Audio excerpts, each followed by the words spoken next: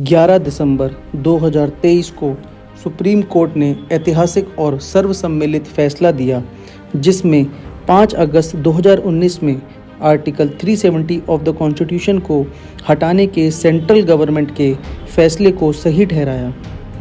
Supreme court के इस फैसले पर मिक्स्ड रिएक्शंस आए हैं, जिसमें कुछ लोगों ने इसका समर्थन किया है और इसको एक लैंडमार्क फैसला बताया है, और कुछ लोगों ने यह कहा कि इससे वायलेंस और हो सकता है। तो आइए जानते हैं आर्टिकल 370 से रिलेटेड कुछ जानकारियाँ।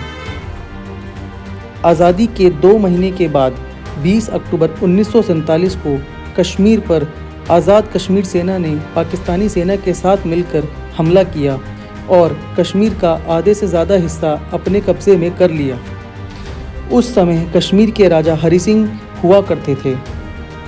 हमले के बाद राजा ने गवर्नर जनरल माउंटबेटन को एक पत्र लिखा, जिसमें उन्होंने भारत से सहायता मांगी। इस सहायता के साथ हरि सिंह ने the instrument of the accession to India sign किया। इस समझौते के हिसाब से कश्मीर के defence, external affairs and communication को गवर्नमेंट ऑफ इंडिया को सौंप दिया गया और अन्य सभी क्षेत्रों पर नियंत्रण जम्मू कश्मीर के शासक का होगा।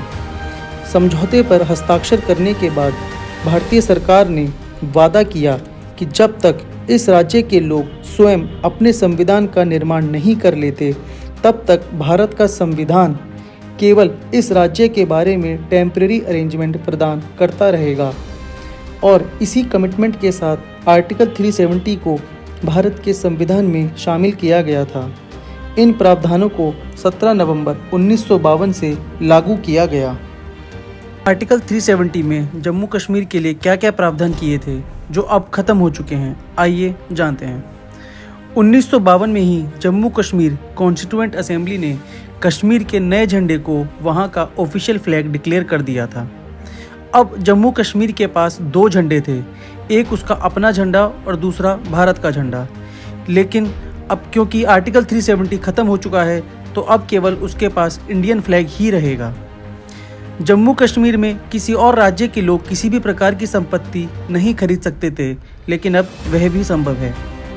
यहाँ के लोगों के पास 2 तरीके की नागरिकता होती थी, एक जम्मू कश्मीर की खुद की और दूसरी भारत की। जैसे कि जब कोई कश्मीर की महिला किसी भारतीय पुरुष से शादी करती है, तो उसकी जम्मू कश्मीर की नागरिकता समाप्त हो जाती है।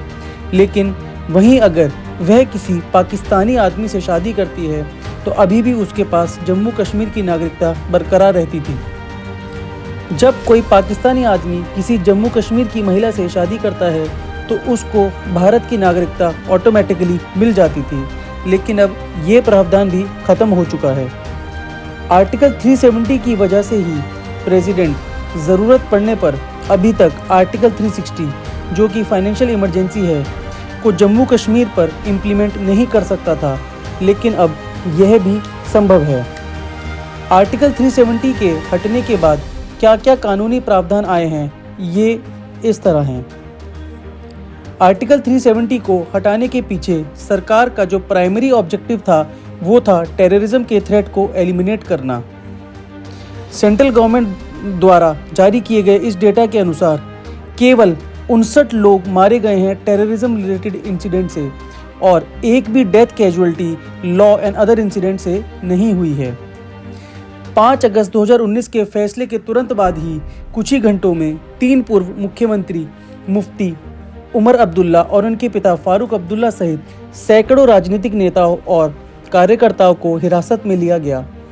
अब्दुल्ला को मार्च 2020 में रिहा कर दिया गया और मुफ्ती को पिछले साल अक्टूबर में ही रिहा कर दिया गया था।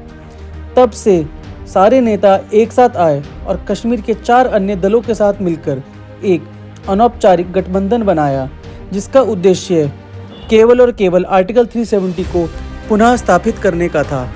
किंतु हम ये जानते हैं, क्योंकि अब जो फैसला 11 दिसंबर को आ चुका है, उस फैसले के बाद अब ये सब कुछ भी संभव नहीं है। तो ये थी आर्टिकल 370 से रिलेटेड सारी जानकारियाँ।